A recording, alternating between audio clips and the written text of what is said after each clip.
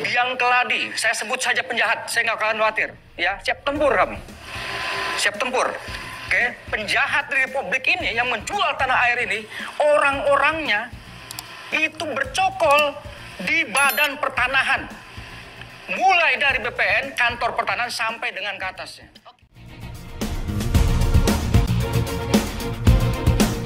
Ya, nggak terlalu panjang ya saya jelaskan soal itunya ya. Tapi kami menjawab bahwa kalau kami kasih clue, titik-titik, ujungnya grup dari 2 PT itu.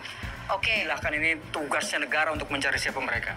Tapi poin kami di sini adalah menyampaikan bahwa sekali lagi tidak akan pernah gugur kami menyebut motif upaya jahat untuk melakukan pengurugan laut seluas 9.000 hektar disebut dengan reklamasi. Ya, kita mulai. 1, coba lihat yang namanya Tanjung Burung, ini persoalan pagar ini. Pada bulan April dia akan belum terlihat kalau menggunakan central Landsat atau spasial. Dia mulai terlihat di bulan Agustus. Oke, gitu ya. 2023. Di mana Tanjung Burung sampai ke Kohod. Oke. Yang berikutnya, yang HGB termasuk sertifikat hak milik itu ada di 3 desa. 1 Kohod, 2 Keramat, yang 3 Tanjung Burung. Tanjung Burung, Kecamatan Teluk Naga. Kohod dan Keramat ada di Kecamatan Paku Haji kalau tidak salah. Haji. Seperti itu ya. Nah ini berarti dia sistematis. 2015 dimulai yang namanya dimasukkan dokumen rencana tata ruang itu menyebutkan bahwa salah satu cara untuk membuat kota baru itu adalah dengan mereklamasi pantai. Oke. Seperti itu ya. Nah jadi tahapannya itu luar biasa. Karena itu kami berharap sebetulnya ini terlepas dari segala kekurangan yang dimiliki oleh pemerintah, pimpinan pemerintah kita yang baru dalam hal ini, kami ingin menyampaikan pesan sekaligus juga bermohon, ya, kita boleh beda pendapat.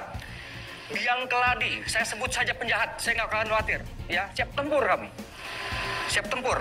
Oke, penjahat di Republik ini yang menjual tanah air ini, orang-orangnya itu bercokol di Badan Pertanahan. Mulai dari BPN, kantor pertanahan, sampai dengan ke atasnya. Oke. Kenapa? Apa rujukannya? Kalau Pak Presiden bisa mampu nanti ya menjawab satu persoalan ini, indikator keberhasilannya adalah konflik agraria di bulan Desember tahun ini juga akan menurun. Coba lihat persoalan tanah yang menimbulkan korban jiwa, orang dipenggal lehernya, ditembak, dicaci maki, dikriminalisasi, di penjara. Persoalannya adalah karena status surat yang terbit dari Badan Pertanahan. Baik, kita kembali ke pagar laut, Mas Mukri. Ini Anda tadi menyebutkan titik-titik grup ini, siapa yang Anda maksud? Ya, saya harus sebutkan, makanya ini karena Walhi memberikan rilis bahwa ya, ada afiliasi dua PT yang tadi disebutkan oleh Menteri ATR BPN ini dengan Agung Sedayu Group begitu. Apakah benar yang Anda maksud Agung Sedayu Group begitu? Walhi menemukan hal itu? Ya, jadi perusahaan itu terindikasi afiliasinya ke sana memang. Oke, Kak Agung Gitu ya. Sedayu. Tapi kami tidak bermaksud dalam konteks mau dia pagar mau apapun silakan ya. Tapi ini soal nama. Bisa jadi dan nanti beralibi. Oke. Betul ini afiliasi kami tapi tidak dalam konteks yang ini. Oke, tapi Gitu. kemudian Makanya Anda kami membatasi menyebutkan diri. ini artinya ada upaya sistematis begitu ya untuk mencaplok lahan-lahan laut yang tadi ujungnya pada reklamasi. Ini mungkin boleh dijelaskan sedikit meskipun tadi Pak Menteri KKP Wahyu Trenggono juga sudah menyebutkan begitu ya fungsi pagar laut itu untuk reklamasi alami begitu. Ya benar, itu kan dari awal kami kenapa kemudian kekeh gitu ya. Karena metodenya begini nih. Jadi dalam pagar laut itu dokumennya menyebutkan ada 2. Yang pertama dari bibir pantai itu 100 meter. Pak, ke sana ya. Yang kedua 200 meter. Ketika misalnya titik panjang pertamanya 200 meter terjadi ruang kosong. Ruang kosong jadi perairan. Disitulah bambu dipasang. Saat ruang kosong ini berproses sedimentasi alamiah masuk, izin di sana ini juga dapat. Ini teknik merampok gaya-gaya HGU.